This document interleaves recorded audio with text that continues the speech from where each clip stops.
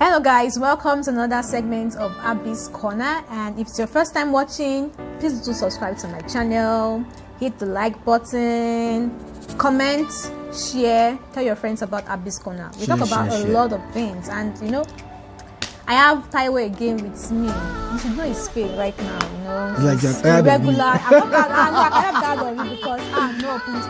We talk about big topics together, you know, and all of that. So, I want to ask a question. Okay, go ahead. Shoot. What's the question? Are you emotionally intelligent? I've heard, it's emotional intelligence is quite a topic. I don't think I can give a yes or no answer. Very broad.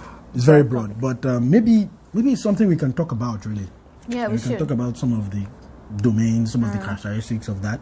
Yeah, so to be nice to talk about it. Yeah, so let's talk about it. Let's talk about it. So, how would you define emotional intelligence? Okay, so there are people who are in this field. I think they're psychologists or stuff like that. They actually went to school for stuff like this, like got a PhD. Can you imagine? And they define emotional intelligence as our ability to recognize and understand our emotions, and then the way we now use that skill to or the awareness of what our emotions are to manage ourselves and the relationships around us. You know, it's two things. You manage yourself, and then you manage relationships around you based on the fact that you know who you are emotionally. We are all emotional beings, you know. So forget all this one. People say some people are not emotional. It's a lie. Guy, girl, emotions. We are all, we are humans. Nobody is stone cold or ice block. So let's just move down to the domains. Okay, so from what I've researched, there are four main domains. Like, I think people have others, but there are four major ones. So there is one which is self-awareness. That is knowing who you are, knowing how you feel and all. Then there is the self-management, being able to manage yourself, you know, manage your emotions and all. And then there is empathy. Empathy is actually, you know, very, very important. We'll talk about it more. And then there is all these three things that I've mentioned, then combining them to have a social skill, you know. So that's like the last one, which encompasses the other three. You know, so I think we should just focus on two, that's self-management and empathy. Yes. Yeah, it's very important because I know that is what most human beings lack in the world today. We need to learn that.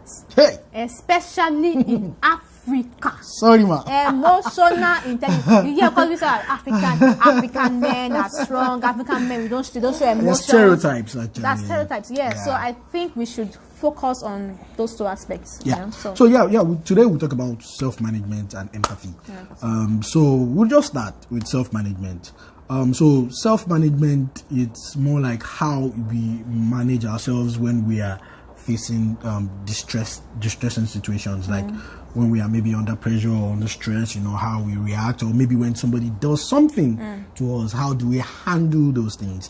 You know, so that's self-management, and it's very, very, very important. Very important. You know, and it shows in our attitude sometimes. Like, there's a story of a couple, you know, the wife, you know, found some things on the husband's WhatsApp. That's the thing with social media, right? WhatsApp. You know, you're chatting with somebody, you don't know what's going on. You know, somebody can use that information to damage you or stuff like that. So the husband was chatting with some people on WhatsApp, and then the wife saw the chat. And then she, you know, she was so mad, she confronted her husband. Like, what is this? What are you doing with this? And the guy was just like, he didn't care. He didn't even care about anything. And the guy was like, hey, darling, leave me. I'm going to work. I don't have time for your nonsense this morning. You know, typical. You see, if I want to talk about this matter now, it's going to be we will spend a whole day here. But I don't know. But I just feel both of them, like, you know, it's self-management. They should both have managed themselves. Yeah, so essentially what happened was that the guy didn't even want to listen to her. The lady too didn't want to back down. And then they got into a confrontation, you know, somebody beat somebody up, maybe somebody died. Hey. You know, it was... He died. Yeah, from what I heard. So what's the problem there? The problem was that there was a situation, and they couldn't control it. They couldn't manage it well. You know, so you are always going to have something thrown at you. But how do you handle those things? You know, how do you anger is an emotion that we all demonstrate sometimes. But you know, it's always good to just calm down and know that, okay, 10 years from now, what I'm angry about now, would it matter? You just reminds me. I remember my teenage self when I was growing up. When I say teenage, and I think I said we're going to talk about self-awareness, but I will just chip in this because and that will be next time. Yeah. I noticed when I was in university in 100 level, I started discovering who I was. I didn't know that was who I was, and I had to now start regulating my character, regulating my emotions. I remember then I used to be very, very angry over silly things. And I used to make a lot of irrational decisions. Like once I'm angry, I can just tell you, leave my room, don't stay in my room, walk out, those kind of things. I can walk out on you. I was not asking myself, but when you were back at home in Lagos, you never acted like this. How come? I was now shocked about myself. I saw a different version of me. I was like, no. And as time went on, I discovered I was trying to now regulate my emotions. Right now, you can annoy me. I would just look at you and just say, no, I'll just stay on my own. I would not, you know. So I just guess it's like a process too. Yeah, it is a process. It is, and it's tough. So that we cannot exhaust self-management actually, but it's actually very important to be able to manage ourselves under those kind of situations. Sometimes you work for a boss that is very hard. Maybe it talks. You know, the way it talks is very bad. Arrogant. You know, it talks arrogantly. It diminishes you every time. You know, and so some people don't give a care at all. You know, some people would just talk back and do stuff like that. But what happens is that when you do that, sometimes you jeopardize some other things. You know, so getting a handle on yourself and knowing that okay, this doesn't matter. You know, in the grand scheme of things, this is going to be okay. I'm going to be fine. You know, that's a very, very important thing to do. So without dwelling so much because we have such a short time, I want to go on to the next point, which is empathy. Now, empathy is like it's very important. There's a difference between empathy and sympathy. Sympathy, yeah, that's it. Because with empathy, someone is going through something and you are inserting yourself in that situation. You're like, you know, you not only look at them and like, hey, you're, because that's sympathy. Sympathy is like, hey, you're, like, for example, if accidents happen in Nigeria, for example, you see most people, they are sympathizing. They are looking at them like, and the guy, he was coming and he was driving, he was in his fault. Nobody would actually, if you empathize, what you do is that you go there, you try to want to help out, you try to want to, you know, you understand what the person is going through. And it's also the same thing emotionally, when people are going through some stuff emotionally, you know. And because we don't have that experience sometimes, so it's hard to empathize. You understand? Like if you've never lost someone close to you, what would you say to somebody who just lost a father or a mother? You understand? I lost my dad when I was pretty young, you know. And so if somebody loses a parent, I know how it feels, you know. But generally in life, most people don't have that skill so much. You know, we just feel like, one thing we do is we criticize. See, this empathy. Oh gosh, like I don't know this empathy because I have some friends that when they want to advise you, rather than just advice in love, they would finish saying what they want to say. They call advice. They will finish saying what they want to say, and you're just like, you are worse than how you were before. Yeah, so this is the issue with that. Most times people who want to advise you, they claim that it's because it's from the goodness of their heart. They want you to change.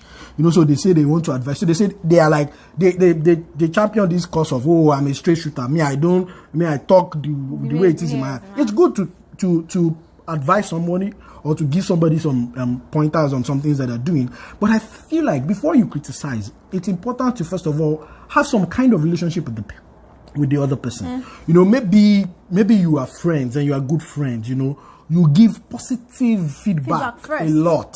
Give positive feedback first, because this is what we all do. And then you will say, see the negative thing and we go after it. You should do it this way. You know, people are not saying, I can't do it this way. At your age, are you a baby? Are you a child? How can you say that? I mean, some people are terrible words. But you're talking from personal experience. From experience. Like, it's so painful. Like, I'm the kind of person that is also very emotional. And I was not raised in a family where they're saying harsh things to you. Although my mom said, she wants to talk, I would just tell me their voices be very loud.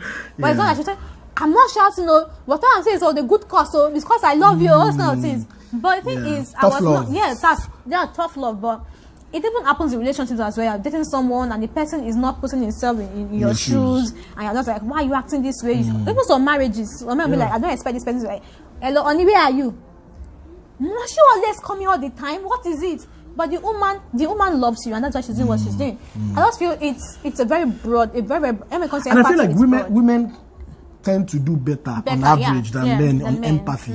Because men are wired in a way that... I've met some guys, some guys are very learnable. Emotional. You can learn it actually. It's something that you can learn. Like for example, just knowing that, okay, this person is going through something.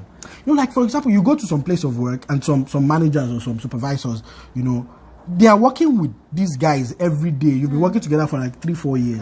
And then suddenly, this guy walks in, feeling downcast. And then the next thing the manager says, hey, that there's no space for that here. God bless you. You have to be up and doing. And he forgets the good job. Good work and maybe the guy just needs somebody to ask him what happened, what's wrong with and this you. It's important to make use of this emotional intelligence in the workplace as well, because it is very important. Because I often notice that some people, like for example caregivers, they might be going through something in their household, and then they bring that emotions to work, and then they become aggressive to the residents and all of that.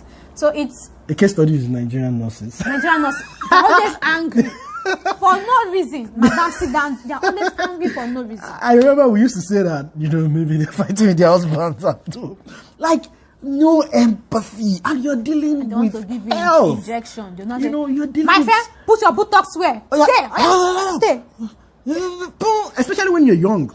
And some people, older people, they want to advise. They will tell you, Bimbo, when you were very small that time, you were like this.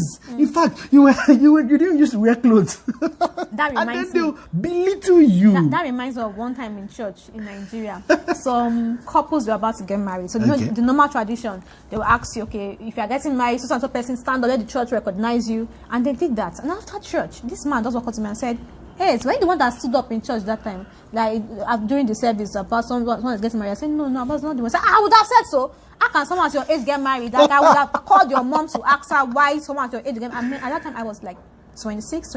I think, I was like 26. Yeah, I was like 26 years. I was like, oh, please. So at my age, did you even ask me first what my age was before you started bombarding me with questions and saying that my mother, you were going to meet some mother to report? And I'm like, See, seriously. Yeah, it's a lot. So, but that's all we can take today. On emotional intelligence. So, are you emotionally intelligent? Based on these 2 points, can you answer yourself? Can you look at it and tell us what you think? Just share your thoughts with us, and we'll pick it.